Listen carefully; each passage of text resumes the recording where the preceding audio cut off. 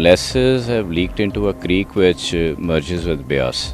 So after getting leaked, so molasses have turned the water kind of brownish red, and obviously the first guess is that BOD of the water being increased, the availability of oxygen for the fish that has obviously come down, and that has led to some fish dying.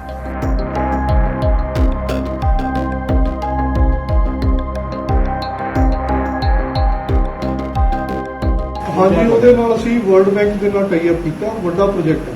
ਉਹਦੇ ਵਿੱਚ ਜਿਹੜਾ ਸਭ ਤੋਂ main ਕਾਰਨ ਹੈ ਜੀ, ਉਹ industrial pollution ਹੈ।